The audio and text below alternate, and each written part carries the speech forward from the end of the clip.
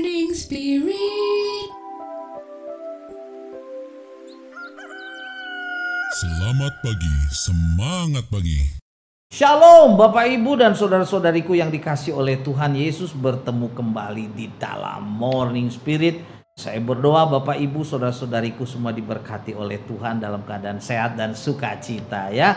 Tema kita pagi hari ini adalah melayani Tuhan. Melayani Tuhan. Kita diselamatkan untuk melayani Tuhan. Sesungguhnya saat kita melayani Tuhan, kita menemukan arti hidup yang sesungguhnya. Karena Tuhan menciptakan dan menyelamatkan kita serta memanggil kita untuk melayaninya. Melayani Tuhan bukan sebuah beban. Melayani Tuhan adalah kasih, karunia, anugerah dari Tuhan, dan penghormatan bagi kita dari Tuhan. Orang-orang berdosa yang sudah diselamatkan. Puji Tuhan. Nah, Bapak Ibu yang dikasih oleh Tuhan, juga saudara-saudariku, pada saat ini kita akan belajar 3 kebenaran. Kita diselamatkan untuk melayani Tuhan. Yang pertama, kita diciptakan dan diselamatkan untuk melayani Tuhan. Inilah yang harus kita tahu, saudaraku. Dalam Efesus 2 ayat 8 sampai 10 firman Tuhan berkata, sebab karena kasih karunia kamu diselamatkan oleh iman. Kita diselamatkan oleh iman, saudaraku. Itu bukan hasil usahamu, tetapi pemberian Allah. Itu bukan hasil pekerjaanmu.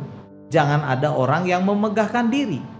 Karena kita ini buatan Allah, diciptakan dalam Kristus Yesus untuk melakukan pekerjaan baik yang dipersiapkan Allah sebelumnya. Ia mau atau Tuhan mau supaya kita hidup di dalamnya. Jadi dalam ayat-ayat ini saudaraku, dengan jelas kita mendapatkan berkat kebenaran bahwa Tuhan menciptakan kita dan menyelamatkan kita, saudaraku, dari hukuman dosa, dari maut, dengan satu tujuan, atau tujuannya adalah untuk melakukan pekerjaan baik atau melayani Tuhan. Saudaraku, dalam pelayanan yang sudah dipersiapkan oleh Tuhan bagi kita yang percaya, dan Tuhan ingin supaya kita hidup di dalam pelayanan itu. Jadi melayani Tuhan adalah sebuah anugerah, saudaraku. Sebuah kesempatan yang mulia yang Tuhan Yesus berikan kepada kita.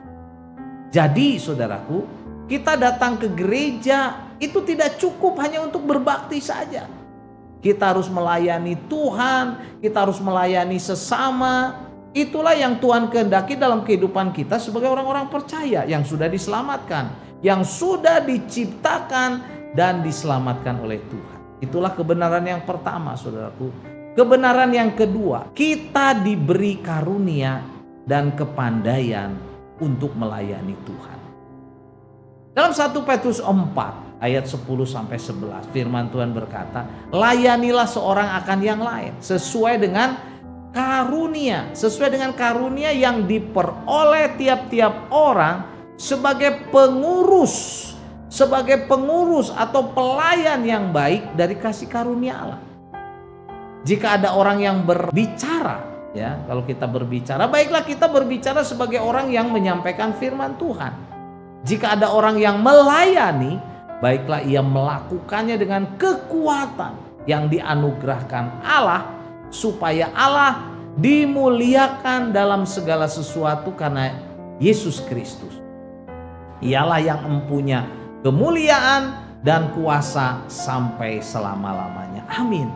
Nah, saudaraku, ayat ini menjelaskan kepada kita bahwa semua orang Kristen yang sudah sungguh-sungguh percaya kepada Tuhan Yesus diberi karunia, diberi kepandaian, saudaraku, talenta. Untuk apa? Untuk melayani Tuhan. Kita diselamatkan oleh Tuhan Yesus dan diberi karunia masing-masing, saudaraku, supaya menjadi pengurus yang baik, supaya menjadi pelayan-pelayan Tuhan yang baik dari kasih karunia Allah dalam melayaninya. Amin ya. Jadi melayani Tuhan, saudaraku, bukan hanya tugas seorang pendeta atau seorang penginjil atau misionaris atau yang disebut hamba-hamba Tuhan yang full time saja, saudaraku ya. Tetapi melayani Tuhan adalah tugas, kewajiban saudaraku, semua orang percaya. Dan ini adalah anugerah, bukan beban. Karena Tuhan sudah memberikan kepada kita saudaraku karunia, kepandaian, talenta untuk melayaninya. Amin ya. Mari kita sungguh-sungguh melayani Tuhan saudaraku. Dan kebenaran yang ketiga saudaraku, orang yang melayani Tuhan Yesus akan dihormati Allah Bapa. Dalam Yohanes 12 ayat 26 Tuhan Yesus berkata kepada murid-muridnya dan orang-orang percaya juga kepada kita saudaraku pada saat ini. Dikatakan barang siapa melayani aku, kata Tuhan Yesus, ia harus mengikut aku, dan di mana aku berada di situ pun pelayanku berada. Puji Tuhan. Barang siapa melayani aku, kata Tuhan Yesus, perhatikan ini, ia akan dihormati Bapa. Ia akan dihormati Bapa. Inilah kebenaran firman Tuhan yang sangat menguatkan kita. Memberikan kepada kita semangat untuk terus melayani Tuhan dengan setia, dengan sungguh-sungguh. Bahwa orang yang melayani Tuhan Yesus akan dihormati oleh Allah Bapa. Saudaraku, mari kita melayani Tuhan. Mari kita sungguh-sungguh mengambil komitmen menjadi hamba yang melayani Tuhan Yesus dimanapun Tuhan tempatkan kita, karena itulah hidup yang sesungguhnya yang dikehendaki oleh Tuhan Yesus. Kita diselamatkan saudaraku untuk melayani Tuhan. Nggak boleh malas-malas lagi saudaraku. Kita harus sungguh-sungguh mendukung pelayanan di gereja, dalam persekutuan, dimanapun Tuhan tempatkan kita. Saudaraku, jadi inilah 3 kebenaran dari firman Tuhan yang meneguhkan kita bahwa kita diselamatkan saudaraku untuk melayani Tuhan. Kebenaran yang pertama saudaraku, bahwa kita diciptakan dan diselamatkan untuk melayani Tuhan. Yang kedua, kita diberi karunia dan kepandaian adalah tujuannya untuk melayani Tuhan. Dan kebenaran yang ketiga, orang yang melayani Tuhan Yesus saudaraku akan dihormati oleh Allah Bapa. Haleluya. Efesus 2 ayat 10 saya bacakan lagi, karena kita ini buatan Allah, diciptakan dalam Kristus Yesus untuk melakukan pekerjaan baik saudaraku, atau pelayanan yang baik yang dipersiapkan Allah sebelumnya. Ia mau supaya kita hidup di dalam, supaya kita hidup saudaraku dalam melayani Tuhan. Amin ya, mari kita berdoa. Tuhan, terima kasih. Sesungguhnya melayani Engkau adalah kasih karunia, anugerah, kehormatan dari Tuhan. Berikan kepada kami semangat Tuhan yang membara terus untuk melayani Tuhan, melayani sesama, menjangkau jiwa-jiwa yang terhilang. Terima kasih Tuhan untuk anugerah di mana kami boleh melayani Engkau, Allah yang besar, Allah yang mulia, Allah yang agung.